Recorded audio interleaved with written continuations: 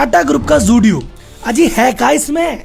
लप्पू सा ब्रांड है, झिंगुर से स्टोर है, मार्केटिंग है करे ना, प्रोडक्ट 999 से ऊपर का एक ना, प्राइम लोकेशन पे खोले ना, फिर भी सारे के सारे ग्राहक इधर ही भगे जाए। 6 साल में 352 स्टोर खोल दिए, 3200 करोड़ की सेल कर दी।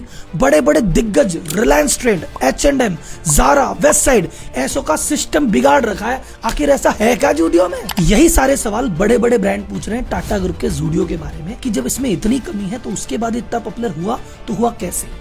इन ब्रांड को इनके जवाब का पता हो ना हो, आपको जरूर चलेगा इस वीडियो में। ये कोई नॉर्मल सी केस स्टडी नहीं है, ये नए भारत में नया व्यापार कैसा किया जाए उसकी गाइडलाइन है। ये अपने आप में छोटा सा बिजनेस का एक कोर्स है। तो इस वीडियो को बड़े ध्यान से देखना कि रतन टाटा जी ने कैसा सिस्टम सेट कर रखा है, और अगर ये स्ट्रेटजी को बिजनेस में लगा डाला तो लाइफ जंगल आला। इस वीडियो को बनाने में बहुत मेहनत लगी है, बहुत रिसर्च लगी है, और आपने मेरे मुंह से लप्पू, झिंगुर, सिस्टम न जाने क्या क्या बुलवा दिया। तो इस वीडियो पे भैया लाइक्स की सुनामी चाहिए, शेयर्स की आंधी चाहिए, और मोस्ट इंपॉर्टेंट व्यूज का समंदर आना चाहिए। वादा?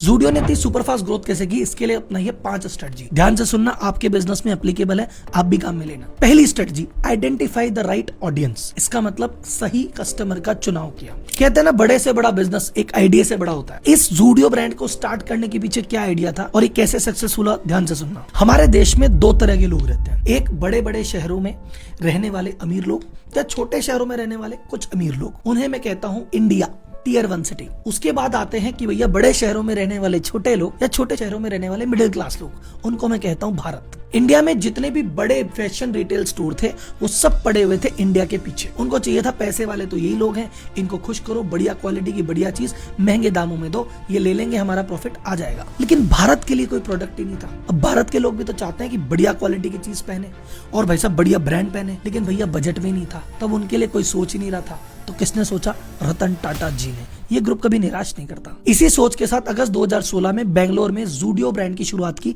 टाटा ग्रुप ने। सिंपल इनका थीम था कि भैया हम फास्ट फैशन यानी जो लेटेस्ट ट्रेंडी चीजें हैं प्रोवाइड कराएंगे रीजनेबल रेट पे।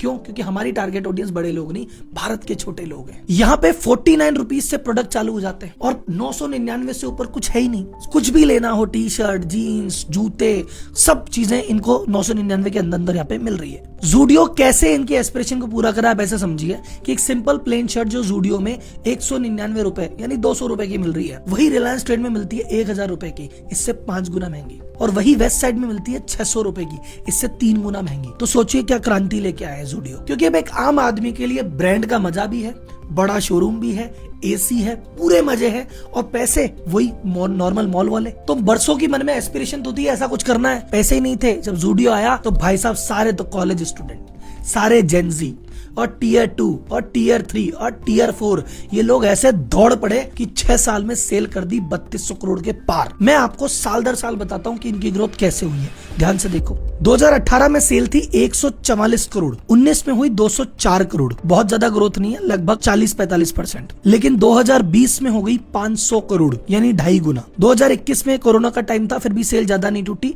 480 करोड़ के आसपास बनी रही। लेकिन अगले साल में सीधा डबल 1050 करोड़, और उसके बाद नेक्स्ट ईयर में यानी 2023 में सेल का आंकड़ा है 3252 करोड़। अगर मैं 21 से 23 का डिफरेंस देखूं तो ये ब्रांड लगभग 6.5 गुना बढ़ चुका है मात्र 2 सालों में। अब आपका सवाल आएगा, राहुल जी विचार तो बहुत अच्छा है, ब्रांड को सस्ते में दे देना अच्छी बात है, लेकिन जिस चीज को रिलायंस 1000 में दे रहा है ये 200 में दे क्या पा रहा है, इतना सस्ता कैसे? तो इसका आंसर छुपा है strategy number 2, low cost of purchase. ये जो माल खरीदते हैं ना उसकी माल की कॉस्ट ही कम आती है। आज ही कम क्यों आती है सुनिए। एक मान लो टी शर्ट, कपड़ा, जूता खरीदो, इसमें मेन कॉस्ट क्या आएगी? एक तो डिजाइनिंग की कॉस्ट और एक बनाने की कॉस्ट। तो पहली डिजाइनिंग की कॉस्ट इनकी आती ही नहीं है। ये बोलते हैं हम कौन सा नया डिजाइन बनाए, हम कौन से बड़े बड़े महंगे महंगे डिजाइनरों को हायर कर रहे हैं। हम तो कह रहे हैं कि भैया मोस्ट ऑफ द केस में प्लेन टी शर्ट जा रही है जिसमें डिजाइनिंग की जरूरत नहीं है, या फिर जो चीज ऑलरेडी ट्रेंड में चल रही है लोग बना रहे हैं, हम तो उसी तरह से मिलती जुलती चीज बना देते हैं। तो बहुत ज्यादा ना रिसर्च में खर्चा करते ना डेवलपमेंट में खर्चा करते, हम तो भाई सब बन जाता है। दूसरी चीज आती है भैया मैन्युफैक्चरिंग में कि भैया सब बनाने में तो आता ही होगा, बनाते ही नहीं है। जूडियो ने कहा भैया बनाएंगे, फैक्ट्री डालेंगे, लेबर डालेंगे, रॉ मटेरियल लाएंगे, इतना खर्चा कौन लाएगा, हम करेंगे प्राइवेट लेबल। ऑर्डर दे दिया एक बंदे को, भैया हमें तो 1 लाख टी शर्ट दे दे। वो 1 लाख टी शर्ट बना के हमको सर्टेन रेट में देगा, उसमें जीपी जोड़ के आगे बेच देंगे। तो मैन्युफैक्चरिंग का लफड़ा रखा ही नहीं। और जब आपके पास इतने मल्टीपल वेंडर होते हैं कि इससे ये टी शर्ट ली, इससे बरमूडा लिया, इससे जूता लिया, तो आपको एक तो रेंज बहुत ज्यादा मिल जाती है और आप अपने स्टॉक को बहुत जल्दी चर्न आउट कर सकते हो। मतलब कोई नया डिजाइन बाजार में चला, एक यूट्यूब वीडियो वायरल हो गई कि भाई साहब क्या टी शर्ट है, 15 दिन लगेंगे जूडियो को वही टी शर्ट बना के बाजार में डालने में। उसके अलावा स्टोर में नयापन बना रहे हैं, उसके लिए हर हफ्ते स्टॉक को थोड़ा थोड़ा चेंज करते हैं और इतना चेंज करते हैं कि हर 2 महीने में जूडियो का पूरा स्टोर ही नया हो जाता है। मतलब अगर आज आप जूडियो के स्टोर में गए और आपने कुछ चीज देखी है तो 2 महीने बाद जाओगे तो आपको वो कपड़ा नहीं मिलेगा, पूरा स्टोर बदल चुका होगा। यह स्ट्रेटजी ज़ारा ने अपनाई थी, महीने 2 महीने में स्टॉक बदल देता था। तो जो आदमी आज ज़ारा देता था वो सोचता था कि यार ये ले ले, नहीं तो अगली बार तो मिलेगा ही नहीं। तो जो आदमी 2 टी शर्ट लेने जाता था वो 4 लेके आता था। तो ये स्ट्रेटजी ज़ारा से कॉपी की है। ज़ारा के बारे में और कुछ सीखना है क्या, अलग से केस स्टडी बना रखी है, जाके सर्च करो और देख लो। और अगर जूडियो की केस स्टडी समझ आए, जूडियो की सक्सेस स्टोरी समझ आए और आप चाहते हो जूडियो की सक्सेस में मैं भी पार्ट ले लूं, तो उसको पार्ट लेने के लिए कौन सा शेयर खरीदना है वो वीडियो के एकदम लास्ट में बताऊंगा, ध्यान रखना। अब आपका तीसरा सवाल, अरे राहुल जी कपड़े सस्ते खरीद लिए उसमें क्या हुआ, इतने बड़े बड़े स्टोर भी तो बना रहे हैं, इसकी भी तो कॉस्टिंग होती है, उसका भी तो पैसा इसमें जुड़ेगा। नहीं जुड़ेगा। क्यों? Strategy number 3, फोको model. फोको क्या होता है? देखो जी, फ्रेंचाइजी में 3 मॉडल चलते हैं। एक होता है COCO, company owned company operated, company ही स्टोर बनाती है वही मेंटेन करती है। एक होता है फोफो कि भैया फ्रेंचाइजी लेती है, फ्रेंचाइजी चलाती है। टाटा ग्रुप ने कहा हम चलाएंगे फोको, फ्रेंचाइजी का लगेगा पैसा, चलाएंगे हम। इनके स्टोर कैसे बनते हैं ध्यान से सुनना।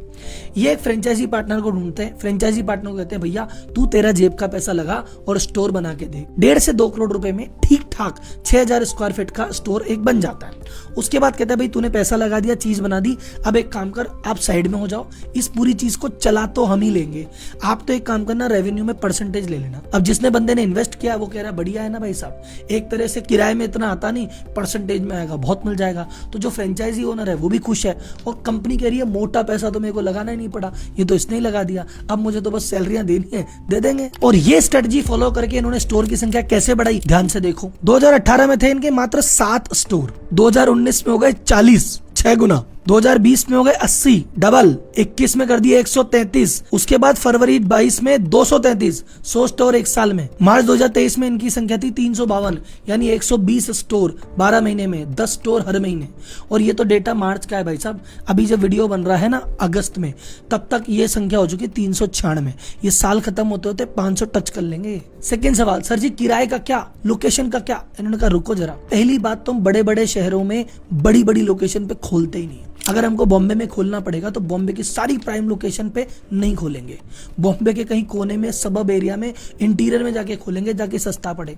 और अगर जो छोटे छोटे शहर हैं, मान लो जयपुर हो गया, जोधपुर हो गया, यहाँ की प्राइम लोकेशन पे खोल लेंगे तो यहाँ पे इतना महंगा भी नहीं पड़ता, तो रेंट की कॉस्ट एकदम लो। तीसरा क्या करते हैं, सस्ता प्रोडक्ट है, इनको पता है बल्क में बिकेगा, भीड़ आएगी, तो बड़े स्टोर बनाते हैं और उसमें सामान भी ज्यादा भर लेते हैं, तो पर स्क्वायर फुट जो रेवेन्यू है ना बहुत ज्यादा है। जैसे इस इंडस्ट्री का जो पर स्क्वायर फुट रेवेन्यू है वो होता है 8 से 10,000, और जो वेस्ट साइड है टाटा ग्रुप का ही है उसका है 9,500 के आसपास, इसका जाता है 12 से 15,000 पर स्क्वायर फीट। अब आप बोलोगे राहुल जी आपने तो बैठे बैठे नई बात बताई, वेस्ट साइड भी टाटा का, जूडियो भी टाटा का, 2 क्यों खोले? सर वेस्ट साइड खोला इंडिया के लिए, मतलब बड़े बड़े शहरों के बड़े बड़े लोग ये ले लो, और जूडियो छोटे छोटे शहरों के छोटे लोग आप ले लो। And last but not the least, एक और खर्चा है, सोचो कौन सा ऐसा मेजर खर्चा है जो बड़ी बड़ी कंपनियां करती है, H&M करती है, रिलायंस ट्रेंड को करना पड़ता है, ये नहीं करती।